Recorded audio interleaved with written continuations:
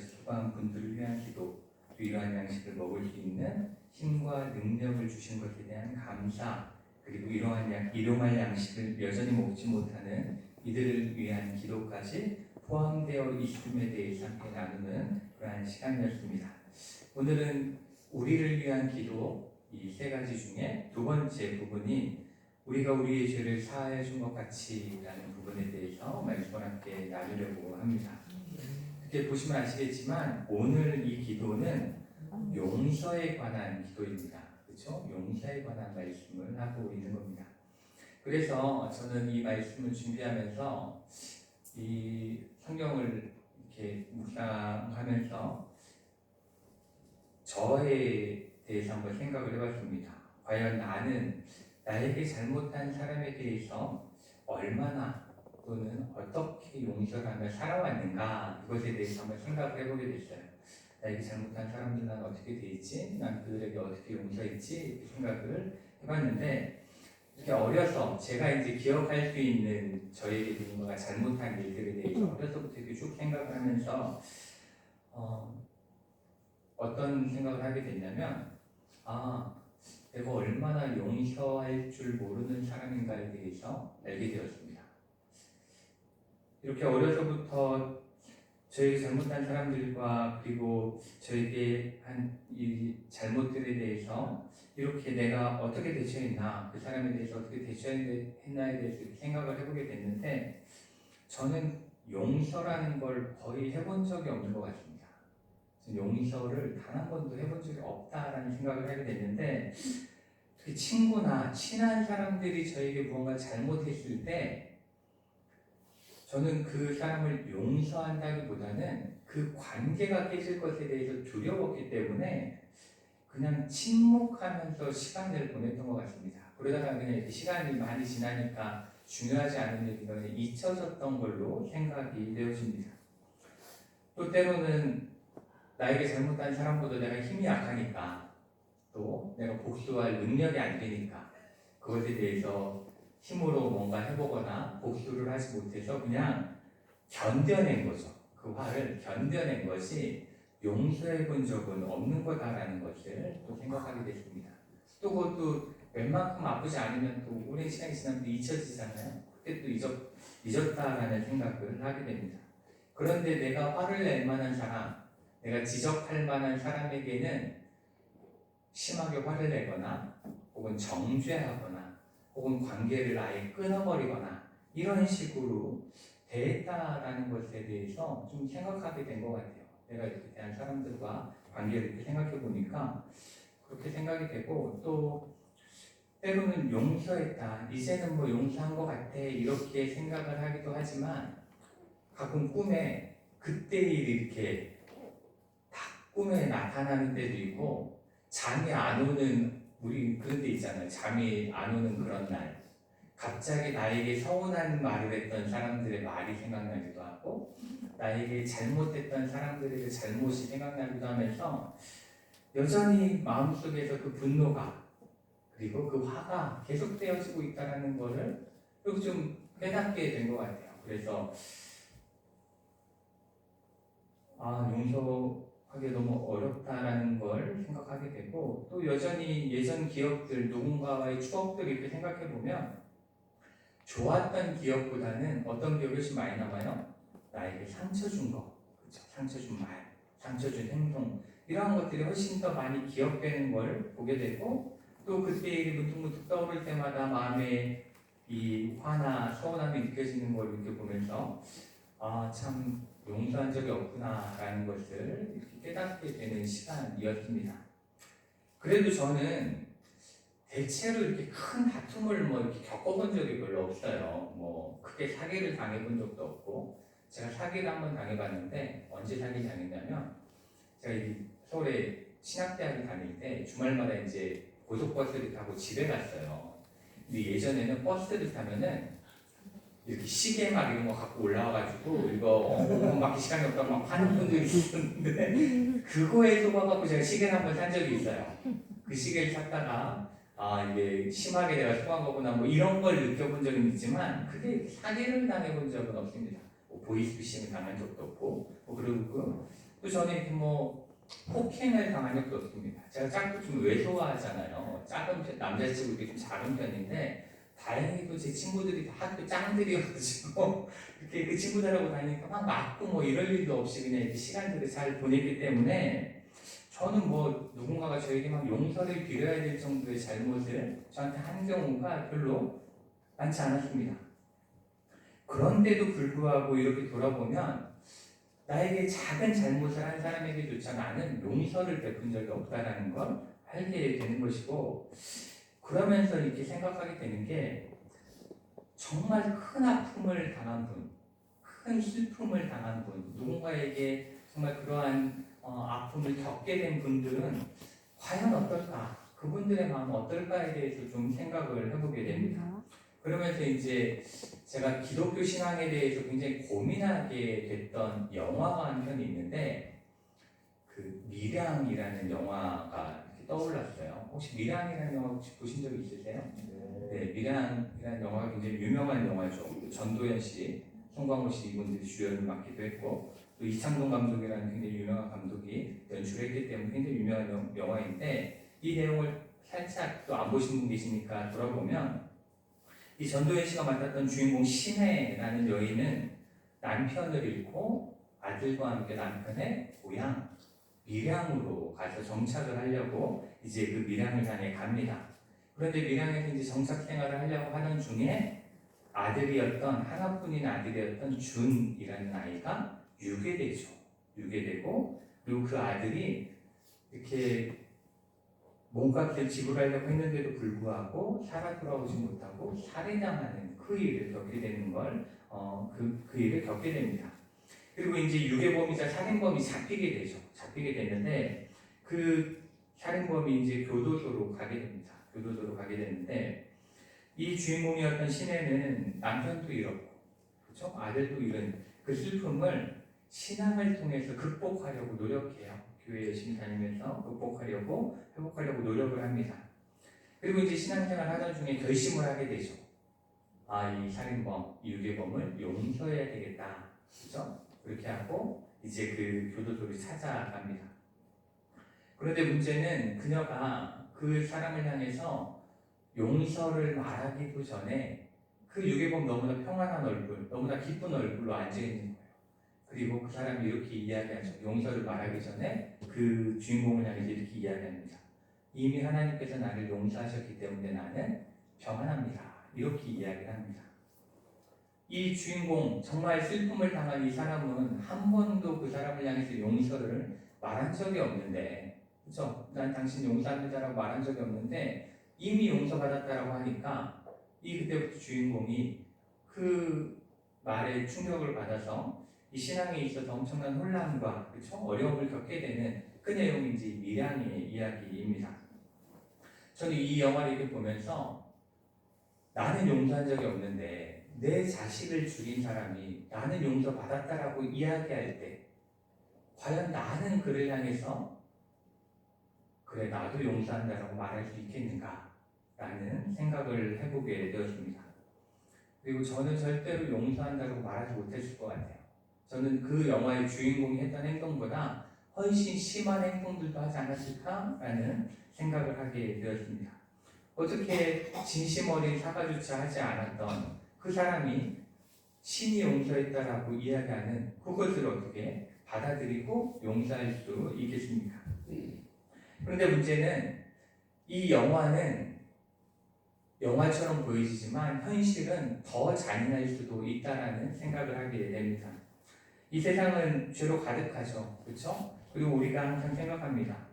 저놈은 절대로 용서받아서는 안 될 놈이야. 이렇게 생각을 하게 되는 사람들이 있습니다. 사람을 납치하고 폭행하고 때로는 살인도 하고 남의 재산을 가로채는 추악한 범죄자들이 너무나 많이 있습니다. 요즘 우리가 뉴스를 틀면 가장 많이 나왔던 뉴스가 이 에이펙 정상회담 말고는 캄보디아 취업 사기 사건, 그로 인해서 죽게 된 사람들, 뭐 이런 이야기잖아요. 그런 사람들만 봐도 과연 이러한 사람들이 용서받을 수 있을까? 우리는 그들을 향해서 용서할 수 있을까라는 의문을 들게 만드는 사건입니다. 이렇게 나에게 아픔을 준 사람들, 또 내 가족에게 상처를 준 사람들, 또 내 나라가 고통받게 한 자들 향해서 여러분은 과연 용서를 말하실 수 있으시겠습니까? 과연 그 용서가 가능하겠습니까? 저는 누군가가 나에게 그런 큰 상처에 대해서 용서하라고 말한다면 그 말에 대해서 저는 용납하지 못할 것 같습니다. 만약 제가 큰 상처를 받았는데 누군가가 저에게 용서하라고 말한다면 저는 그 사람을 향해서 당신이 내 아픔을 아는가라고 반문할 것 같습니다. 감히 어떻게 나에게 용서하라고 말할 수 있느냐라고 도리어 더 크게 화를 낼 것 같습니다. 그래서인지 저는 이 드라마나 영화 중에 어떤 드라마를 좋아하냐면 복수하는 드라마 참 좋아해요. 그 송혜교 씨 주연했던 더 글로리라는 드라마가 있었는데 그 복수하는 장면들이 이렇게 짤막짤막하게 나오는 유튜브 영상을 저는 자주 봅니다. 통쾌해요. 내가 하지 못하는 걸 하는 것 같아요. 통쾌하고 그거 보기도 하고 또 이번에 이제 이게 인기가 좋아서 3번째 시즌이 나오는 모범택시라는 드라마가 있어요. 이게 다 복수해주는 복수 대행 서비스라는 뭐 그런 부제가 있는 이 드라마인데 그것도 저녁에 일찍 자야 되는데 그거 하는 날은 보고 있을 정도로 좋아했어요. 왜냐하면 내가 해주지 못하는 복수를 대신 해주기 때문에 그렇습니다. 그렇게 내가 그런 것도 좋아하는 걸 생각해 보면서 저는 용서하기보다는 그대로 갚아주고 싶어하는 사람이구나라는 것들을 생각하게 된 거죠. 이렇게 용서라는 단어는 나에게 적용시키기도 너무나 힘들어요. 그렇죠? 적용이 안 되잖아요. 그리고 다른 사람에게 용서하라고 말하기도 너무나 힘든 단어가 이 용서예요. 그렇죠? 남에게 하라고 말할 수가 없는 단어입니다. 그렇기 때문에 우리는 지금 주님이 가르쳐 주신 기도 중에 가장 어려운 기도를 앞에 두고 있는 거예요. 그 가장 어려운 기도를 지금 그 앞에 서 있는 것입니다. 그래서 과거에 교회들 중에는 주기도문을 하다가 이 부분이 나오면 안 하고 가만히 있으라고 한 교회도 있었다고 합니다. 그냥 거기서는 더 하지 마세요. 그 부분 빼고 하세요. 이렇게 이야기하는 데가 있었다고 하죠. 왜냐하면 많은 교인들이 이 기도 때문에 주기도문을 하면서 너무 마음이 어려운 거예요. 너무 마음이 어렵고 또 죄책감도 들고 또 때로는 시험도 들어서 교회를 못 오겠다고 하는 사람들이 많았다고 합니다. 우리도 정말 주기도문을 한번 진지하게 해보시면 여기서 딱 걸리게 돼 있어요. 이걸 해야 되는 게 맞는가라는 생각을 하게 되죠. 그래서 제가 한번 말씀드린 적 있죠. 제가 다툼이 있는 교회에 있었는데 그 교회에서 절대로 해서는 안 되는 설교 주제 2가지가 뭐예요? 사랑과 용서. 이 2가지 못하게 해요. 용서, 이 이야기 하지 말라고 합니다. 목사님 사랑하라고 설교하지 마세요. 용서하라고 설교하지 마세요. 우리가 알아서 할 테니까 그 얘기는 하지 말고 축복받는다는 얘기만 하라고 이렇게 이야기를 합니다. 이렇게 용서라는 단어는 말하기도 어렵고 행하기는 더 어려운 단어입니다. 그렇지만 예수님께서는 이거는 기도해도 되고 마음에 안 들면 이건 안 해도 돼라고 우리에게 말씀하지 않으셨습니다. 그렇죠? 무조건 기도해라. 이렇게 너희는 이렇게 기도하라. 이렇게만 우리에게 말씀을 하셨습니다. 그리고 또한 우리가 이 주기도문을 잘 보고 이 6장의 말씀을 읽어보면 이 주기도문의 핵심이 이 용서에 있다는 것을 발견하게 됩니다. 오늘 다루는 이 기도가 주기도문의 제일 심장과 같은 곳이라는 걸 알 수 있어요. 우리가 어떻게 알 수 있냐면 우리가 이 한번 마태복음 6장 펴놓으셨죠? 거기 한번 보시면 13절이 지난 다음에 바로 이어서 뭐라고 말씀하시는지 한번 보도록 하겠습니다. 우리 14절과 15절 한번 같이 읽어볼까요? 시작! 너희가 사람의 잘못을 용서하면 너희 하늘 아버지께서도 너희 잘못을 용서하시려니와 너희가 사람의 잘못을 용서하지 아니하면 너희 아버지께서도 너희 잘못을 용서하지 아니하시리라. 이렇게 주기도문이 딱 끝나자마자 그 부분을 다시 한번 더 심하게 강조해서 그렇죠? 이렇게 말씀을 하고 계신 것입니다. 그러니까 이 용서가 주님이 가르쳐 주신 기도의 가장 핵심이다라는 걸 이렇게 확인시켜주고 계신 거죠. 그렇기 때문에 우리는 기도할 때마다 나에게 잘못한 이들을 용서하게 해달라고 기도할 수 있어야 합니다. 그리고 예수님도 아셨어요. 예수님도 아셨어요. 우리가 누군가를 용서한다는 것이 얼마나 어려운지 아셨습니다. 그렇기 때문에 기도할 때마다 하라는 거예요. 기도할 때마다, 오늘도 기도할 때마다, 내일도 기도할 때마다 용서를 위해서 기도하고 또 기도하고 또 기도해라. 이렇게 말씀하고 있는 것입니다.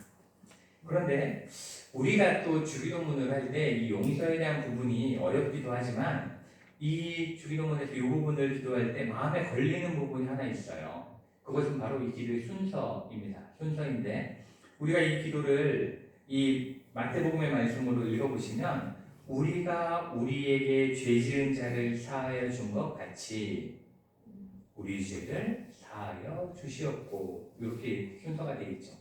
그러니까 이걸 보면서 우리가 어떤 생각이 드냐면 내가 먼저 다른 사람의 죄를 용서하여 줬을 때 하나님이 우리의 죄를 용서하는 것인가 라는 생각이 들게 되는 거예요.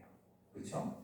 그리고 또 때로는 우리가 우리에게 죄 지은 자를 사하여 준 것만큼 하나님이 우리의 죄를 그만큼만 용서해 주신다는 의미일까 이렇게 받아들일 수도 있습니다.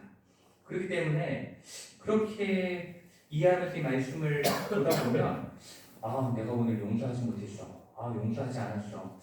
내가 먼저 용서하지 못했으니까 하나님도 나를 용서하지 않고 벌 주시는 건 아닐까? 이렇게 생각할 수도 있는 거죠. 그리고 내가 조금밖에 용서하지 못했으니까 나에게 구원의 은혜는 임하지 못하는 게 아닐까? 이렇게 생각할 수도 있습니다. 그렇지만 이 기도를 드릴 때 중요한 것은 용서의 양이나 누가 먼저 용서하는가 이런 것들을 다룬 게 아니다라는 것을 기억하셔야 됩니다. 이 기도를 조금 더 잘 번역하면 우리의 죄를 용서해 주십시오. 우리에게 죄 지은 모든 사람을 우리가 용서하겠습니다. 이렇게 번역을 하는 게 좀 더 우리가 받아들이기 좋은 번역이에요. 그리고 좀 더 맞는 번역입니다. 그렇기 때문에 그렇게 이해하시면서 우리의 죄를 용서해 주십시오. 우리도 다른 이들의 죄를 용서하겠습니다. 이렇게 기도하시면 되겠습니다.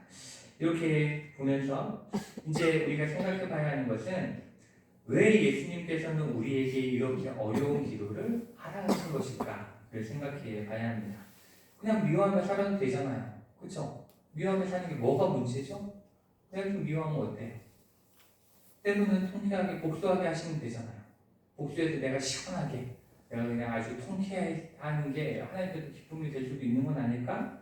라고 생각할 수도 있잖아요.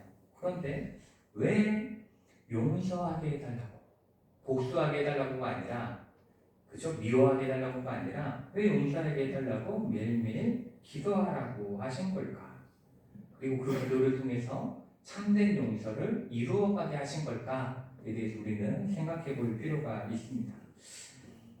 그 이유가 여러 가지 있겠죠. 여러 가지 이유가 있겠지만 저는 오늘 우리가 이 기도를 드릴 때 우리가 생각할 수 있는 것은 첫째로 우리가 이 기도를 매일매일 드릴 때에 비로소 우리의 죄를 위해 베푸신 예수 그리스도의 십자가의 사랑과 용서가 얼마나 큰지를 깨닫게 되기 때문에 우리는 이 기도를 매일 드려야 한다는 것입니다. 우리가 이 다른 사람의 죄를 용서해달라고 기도해 보시면 기도는 하지만 마음으로 정말 중심으로 그를 용서하지 못합니다. 그렇죠? 쉽게 용서하지 못해요. 입으로는 용서를 말하고 있지만 마음속에는 여전히 미움과 분노가 남아있다는 것을 우리는 알게 됩니다. 그리고 다른 사람의 잘못이 크면 클수록 우리 안에 있는 미움도 그만큼 커지는 것도 알게 되죠. 그러니까 나에게 잘못하면 잘못할수록 우리가 용서하기는 더욱더 어렵다라는 겁니다. 그런데 우리는 하나님 앞에 어떠한 죄인이죠? 죽을 수밖에 없는 죄인입니다. 그렇죠? 그리고 매일매일 또 다른 죄를 짓는 그러한 사람이에요. 그리고 하나님의 뜻대로 살아갈 수 없는 연약한 존재입니다. 그런데 그럼에도 불구하고 하나님께서는 용서하기로 작정하셨고 그리고 아들의 십자가에 달려 죽게 하심으로 용서를 선포하셨고 용서하셨습니다. 그렇죠? 누가복음 23장 34절 말씀을 보시면 예수님께서는 자신의 십자가에 못 박고 조롱하는 자들을 보며 가장 먼저 이 말씀을 하십니다. 뭐라고 말씀하시냐면 아버지 저들을 사하여 주옵소서. 자기들이 하는 것을 알지 못함이니이다. 이렇게 가장 먼저 용서를 말씀하고 계신 거예요. 십자가에 달려 올라가셔서 가장 먼저 외치신 게 이것입니다. 용서에 대한 말씀을 하고 계신 거죠. 이렇게 예수님은 자신의 손에 못 박은 자들이 앞에 서 있는데 그들을 향해서 용서를 선포하신 것입니다. 이렇게 예수님은 우리를 향해 비교할 수 없는 용서를 베푸셨습니다. 그리고 그 용서가 있었기 때문에 지금 우리가 이 자리에 있는 거죠. 예배할 수 있고 기도할 수 있다라는 것입니다. 이렇게 다른 이들의 잘못을 용서할 수 있게 해달라고 기도하면서도 진심으로 용서하지 못하는 우리의 모습을 기도 때마다 발견하게 되면 나는 이렇게 작은 것도 용서하지 못하는데 하나님은 정말 나에게 큰 용서를 베푸셨구나. 하나님이 나에게 베푸신 용서는 너무나 큰 은혜이구나 라는 것을 우리가 깨닫게 되고 그것에 대해서 감사할 수 있게 된다라는 것입니다.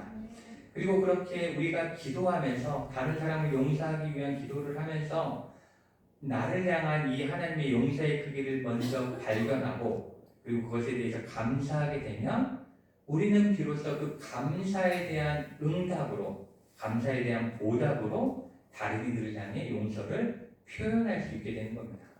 그러니까 용서는 내가 받은 양을 깨달을 때 다른 이들을 향해서도 용서를 베풀 수 있다라는 겁니다.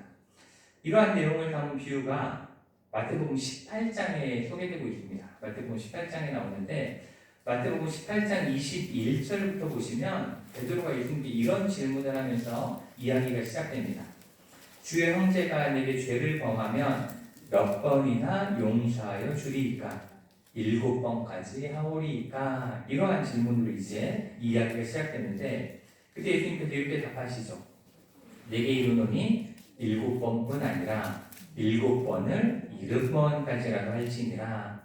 이게 7번씩 70번이라는 게 어떤 의미냐면 490번이라는 얘기가 아니에요. 그렇죠? 7은 완전수입니다. 70도 완전수죠. 그러니까 완전하게 아무리 많은 죄를 져도 용서하라 이렇게 말씀을 하시는 겁니다. 이렇게 용서에 대해 말씀하시면서 바로 비유 한 가지를 이렇게 들어서 이 이야기를 하세요. 근데 그 비유는 이렇게 시작합니다. 천국은 그 종들과 결산하려 하던 어떤 임금과 같으니 이렇게 말씀합니다. 그러니까 천국은 이 임금이 하는 행동이 천국이라는 거예요. 이 행동을 통해 천국을 알 수 있다는 거죠. 그러면서 이 임금이 10,000달란트 빚진 종에 대해서 이 빚진 종이 찾아왔을 때 그를 불쌍히 여겨서 그 빚을 탕감하여 줍니다. 10,000달란트예요. 이걸 잘 기억하시면 좋겠고 그런데 이 탕감받은 종이 얼마나 좋겠어요. 그렇죠? 기분 좋죠. 10,000달란트를 탕감받았으니까. 근데 받고 나가서 자신에게 100데나리온 빚진 동료를 만나게 됩니다.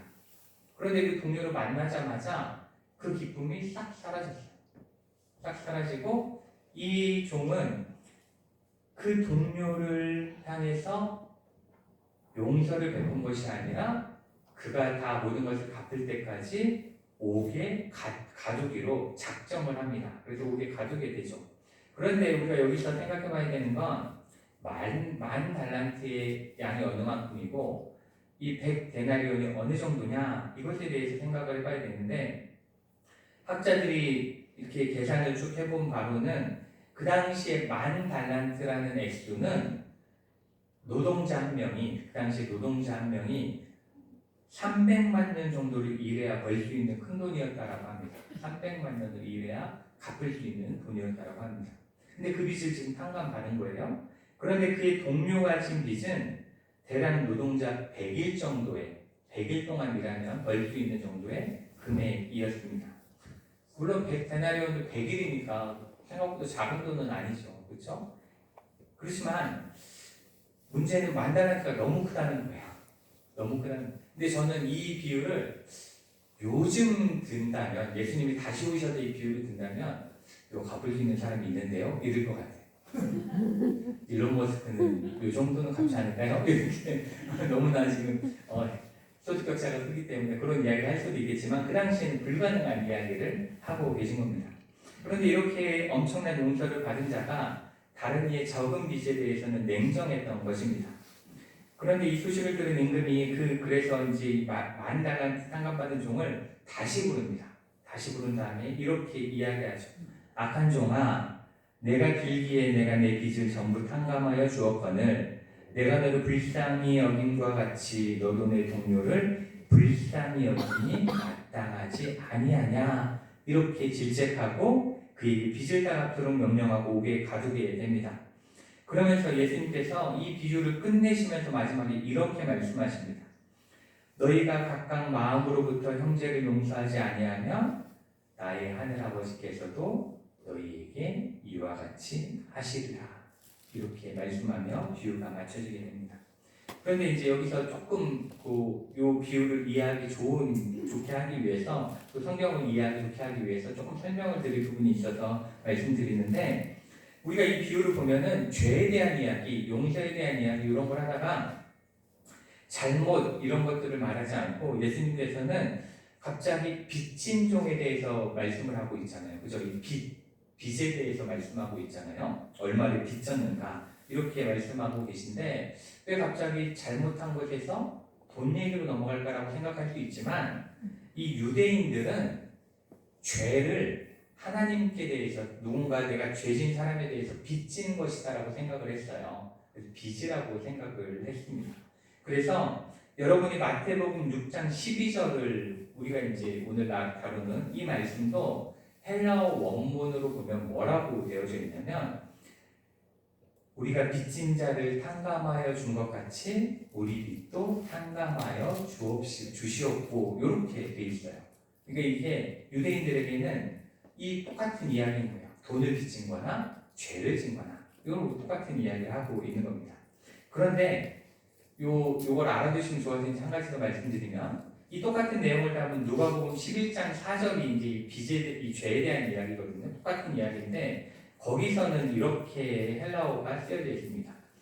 우리가 우리에게 빚진 모든 사람을 용서하오니 우리 죄도 사하여 주시옵고, 이렇게 하면서 앞에는 빚을 이야기하고 뒤에는 죄를 이야기합니다. 이게 어떠한 차이냐? 마태복음은 누구를 위해 가장 먼저 쓰여진 책이냐면 유대인들을 위해 쓰여진 책이에요. 그러니까 유대인들은 빚진 자를 용서해 준 것 같이 우리의 빚을 탕감해 주시고 이렇게 해도 다 이해를 해. 아, 이게 이런 이야기겠구나 라고 생각할 수 있는 거예요. 근데 이 누가복음은 누구를 위해 쓰여졌느냐? 데오빌로 각하, 이방인이죠. 그렇죠? 이방인에게 쓰여졌기 때문에 이방인들은 돈을 빚진 것과 우리가 죄를 진 것을 동일하게 생각하지 않는 거예요. 그러니까 그 사람들을 향해서 한쪽엔 빚에 대해서 말하고 한쪽에는 죄에 대해서 말함으로써 아, 예수님이 말씀한 건 이 똑같은 얘기구나 라는 걸 알려주고 싶은 거예요. 그래서 누가복음 빚과 죄, 마태복음 빚과 빚, 이런 식으로 해서 말씀이 이루어졌다라는 것을 생각하시면 되겠습니다. 다시 이제 이 비유로 다시 돌아와서 이제 요걸 이해했으니까 우리가 다시 한번 이 말씀을 생각해 보면 결국 이 만 달란트를 탕감받은 사람이 100데나리온 빚진 동료의 빚을 탕감하지 않은 이유에 대해서 생각해 보면 그는 임금이 자신을 얼마나 불쌍히 여겨줬고 얼마나 큰 빚을 탕감하여 줬는지를 잊어버린 거예요. 기억하지 못하는 거죠. 그렇기 때문에 그것에 대해서 감사하는 마음이 없고 참된 기쁨이 없기 때문에 그 다른 동료가 나에게 잘못한 것에 대해서 불쌍히 여기지도 않고 탕감해 주지도 않았다라는 겁니다.